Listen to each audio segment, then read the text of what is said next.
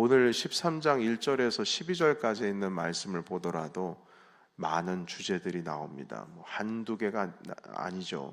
의인, 악인 나누는 것부터 시작해서 또 입에 대한 말들, 이런 내용들에 대해서 또 등장을 합니다. 재물에 대한 것, 공의에 대한 것, 가난한 자, 부자에 대한 것, 그리고 이제 마지막으로 이제 소망에 대한 것, 교만에 대한 것, 이런 것들도 나오지만 이제 마지막으로 이제 소망에 대한 것이 등장을 합니다.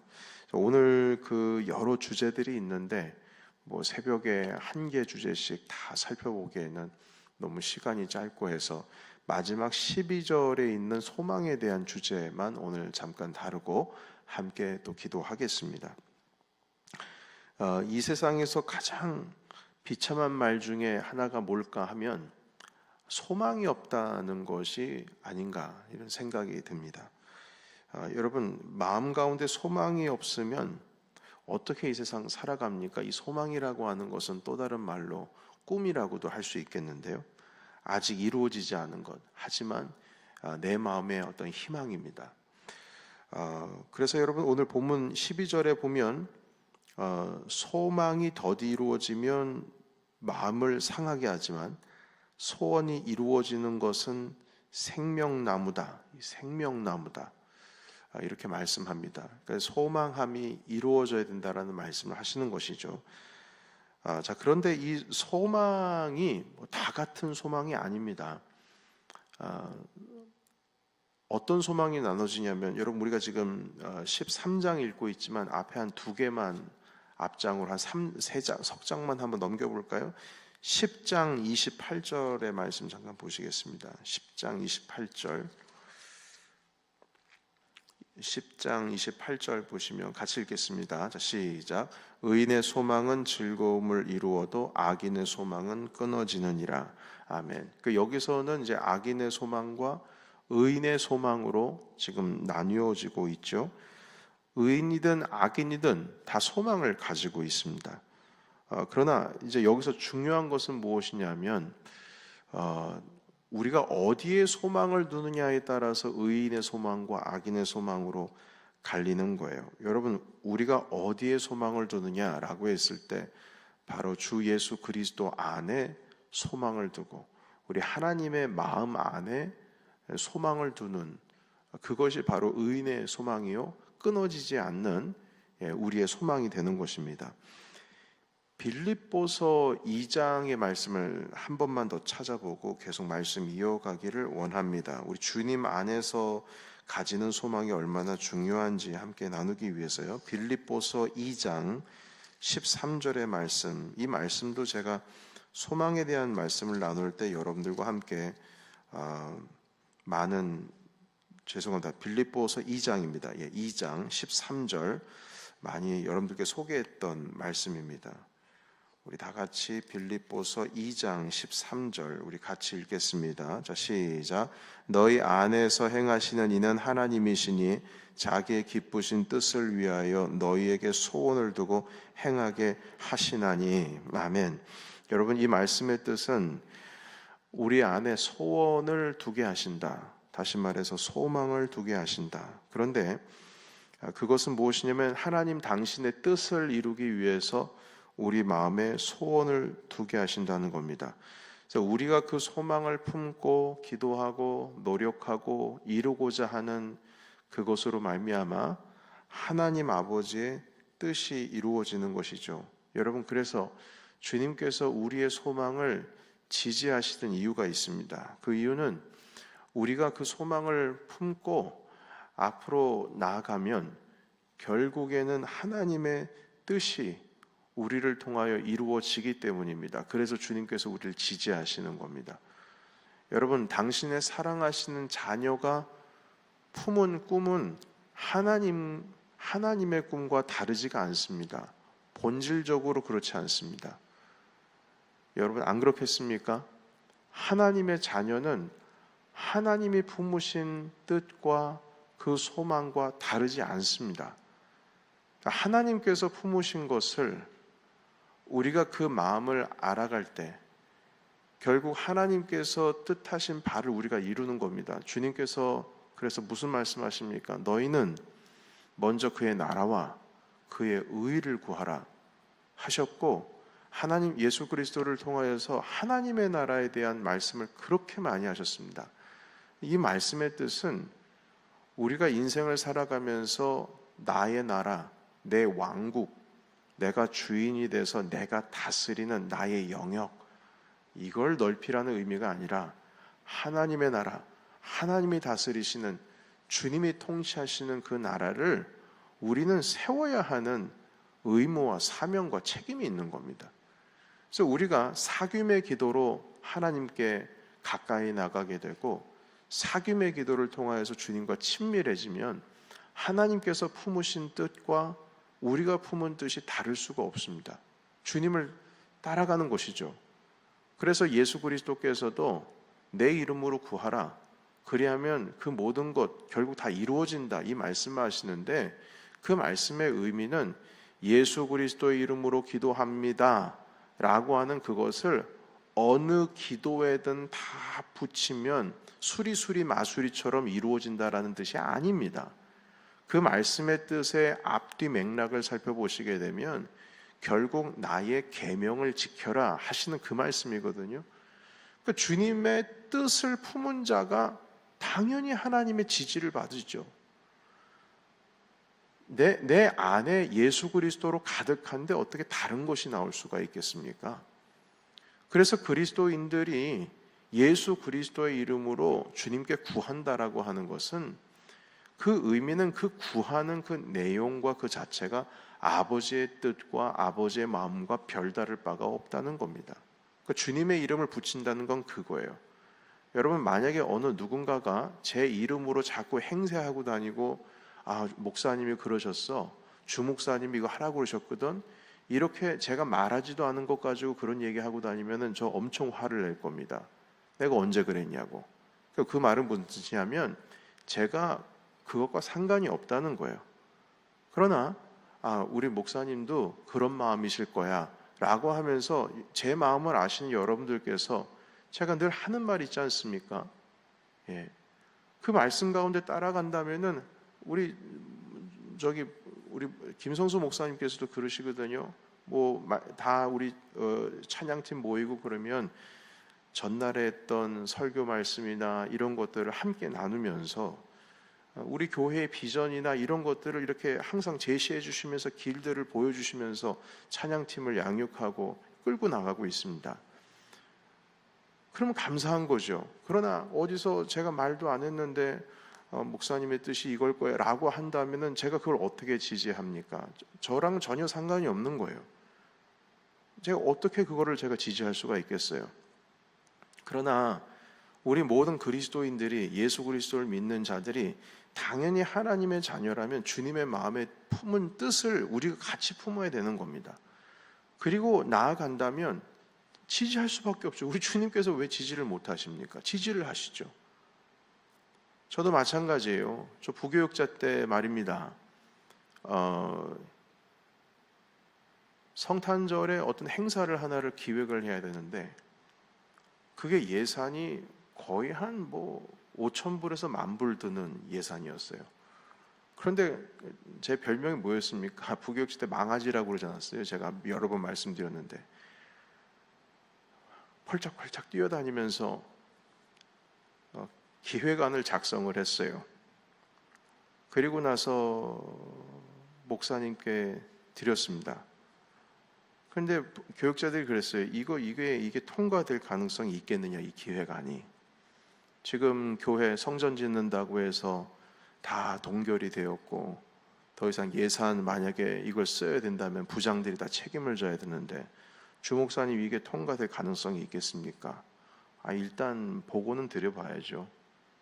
해서 했는데 그때 무엇이었냐면 성탄절 전주에 그 찬양팀, 제가 직접 지도하는 건 아니지만 저의 통제 안에 있는 저의 그 관할 안에 있는 예배팀이었어요. 그 팀들이 뮤지컬 하는 거였습니다. 뮤지컬. 근데 그때 뮤지컬이라고 하는 걸 하려면은 예산이 얼마나 많이 필요하겠어요?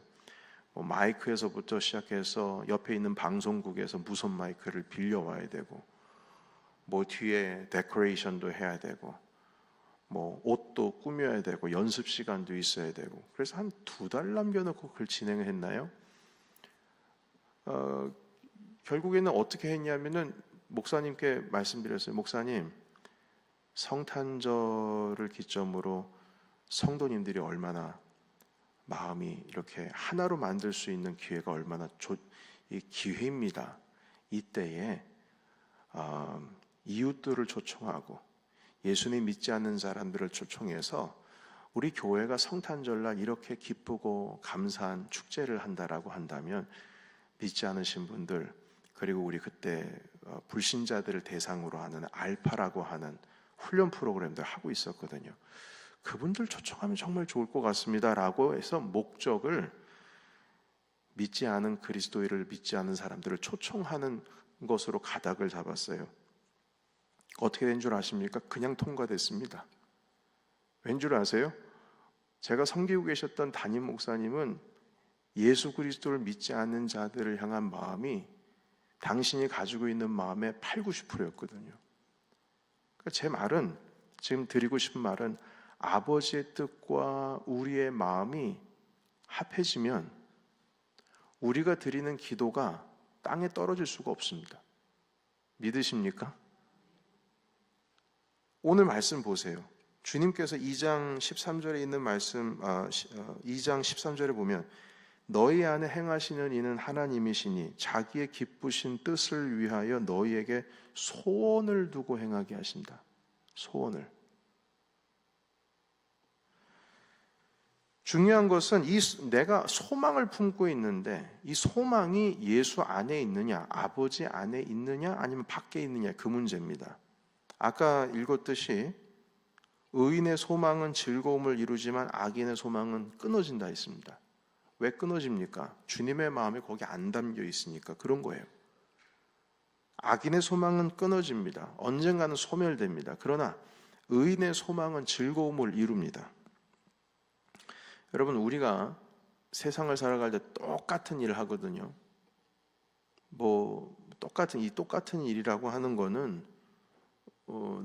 우리가 내일 가게 사업하시는 분들은 믿지 않은 사람이나 믿는 사람이나 똑같은 일을 하는 거예요. 예. 사업을 해도 똑같고 공부를 해도 똑같습니다. 우리가 살아가는 게 뭐 예수 믿지 않는 사람들이랑 다를 바가 뭐가 어디 있겠습니까? 비즈니스를 해도 똑같은 비즈니스를 하고 너도 하고 나도 하고, 예, 다 같은 일을 하는 거예요. 다를 바가 뭐가 있겠습니까? 그런데 우리는 모르지만 그 안에 차별점이 있습니다. 차별점이 없으면 안 돼요. 우리는 모두 다 목적이 돈을 벌기 위해서 비즈니스를 한다.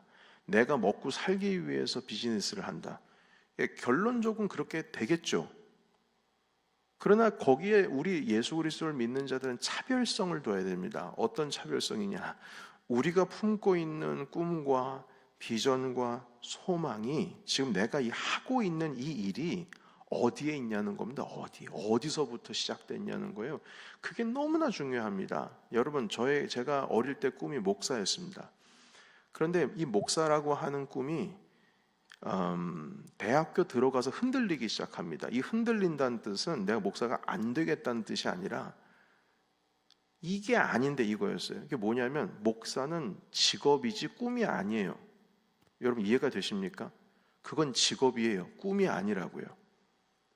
중요한 것은 내가 어떤 목사가 되고 내가 어떤 사역의 부르심을 받았느냐, 내가 이 꿈을, 이 소망을 하나님께서 어떻게 뭘 하기를 원하시는가에 대해서 10년을 싸웠습니다. 10년.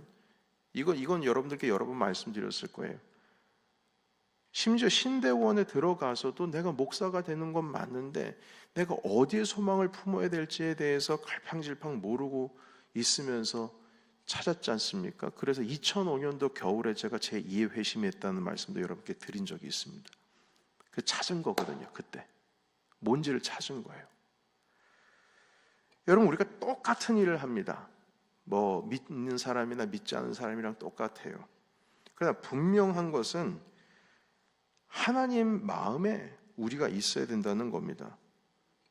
똑같은 모양, 똑같은 형태의 일을 하지만 우리의 차별성은 나의 부르심이 어디 있느냐, 예수 그리스도의 소망이 어디 있느냐, 하나님께서 나의 이 일을 통해서 뭘 원하고자 하시는 것인가를 우리가 끊임없이 찾지를 못한다면 우리가 품고 있는 소망은 다 헛된 겁니다. 다 쓰러져 없어져 버리는 거예요. 여러분, 목회자가 품은 소망이라고 해서 하나님의 소망이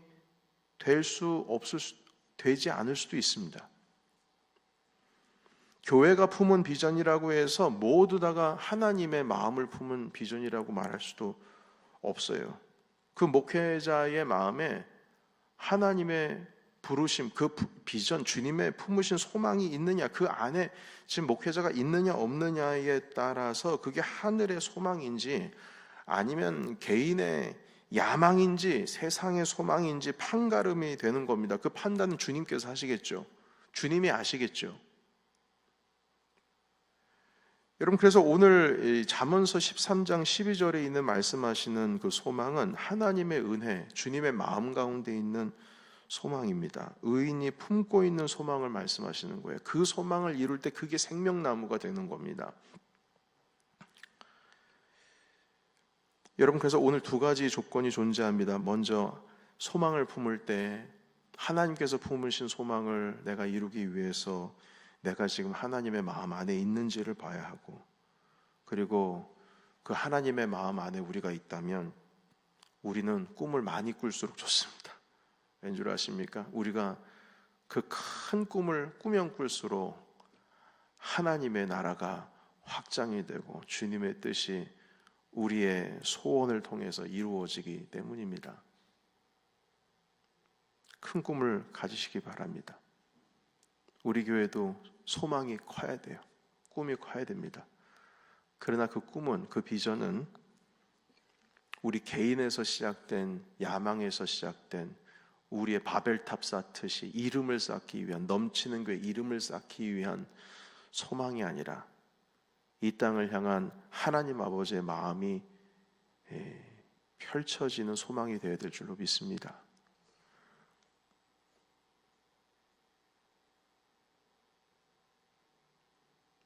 이태리 로마에 가면 그 유서 깊은 명문 학교들이 많이 있다고 합니다. 그런데 그 어느 학교에서 이제 졸업을 앞서서 이제 그 미사를 드리는데, 기독 카톨릭 학교니까요. 그 미사를 다 드린 후에 한 신부가 자기가 그래도 조금 챙기는 학생, 법대 학생과 얘기를 했다고 합니다. 자네는 법과대학을 졸업하게 됐으니 이제 앞으로는 뭘 하려고 하느냐 물어봤죠. 그러자 저는 변호사가 되려고 합니다. 그래? 그러면은 그 다음에 변호사가 되면은 뭘 할 건데? 네, 어려운 사람들을 변호하는 좋은 일을 하고자 합니다. 그러면은 그 다음엔 또 뭘 어떻게 할 건데? 그러면 좀 돈을 좀 많이 벌어야 될 것 같습니다. 그렇구나. 그러면 다음에 뭘 하려고 하는가? 결혼을 해야 되겠죠. 그래, 결혼 좋지. 결혼하고 나서 뭘 하려고 하지? 아이도 낳아야죠. 그 다음에 뭘 하려고 하느냐? 애들 다 학교 보내고 또 그 아이들도 결혼시켜야 되지 않겠어요? 그 다음에는 그 다음에는 저도 은퇴하겠죠. 그래? 그러면 그 은퇴한 다음에는 또 뭘 하려고 하느냐?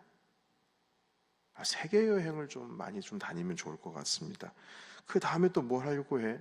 근데 이제 이 친구가 자꾸 신부님이 이런저런 얘기를 묻는데 말도 안 되는 계속 질문을, 그 다음에 뭐 할 거냐고 물어보니까 다음에 뭐 할까 생각해 보니까 그 다음에 할 건 죽는 거밖에 없는 것 같아요. 근데 죽어야죠 이렇게 말하기는 어려울 것 같아서 잘 모르겠습니다. 좀 이렇게 얘기를 했어요. 그러자 그 신부님이 그 법대생한테 그렇게 얘기했다는 겁니다. 분명히 자네 듣게. 그 다음에는 영원이야, 영원. eternity.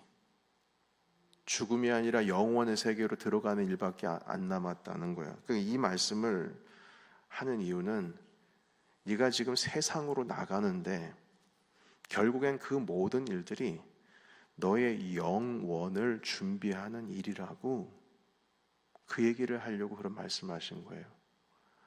하나님의 나라 가기 전에 네가 준비하는 거야. 그 다음부터는 영원이야, 영원. 네가 살아가는 거는 뭐 길어야 100세겠지만 지금 우리가 영원을 준비하는 거라고 이런 말씀을 했다고 해요. 여러분, 그렇다면 우리가 품는 소망도 마찬가지입니다. 내가 하고 있는 일, 직업에 대한 꿈이 아니고 내가 하고 있는 일에 대해서 그 일에 대한 목적, 그것이 내 일을 행하는 것을 통하여서 내가 살아가기 위한 이윤을 얻는 그런 얘기를 하는 것이 아니고요.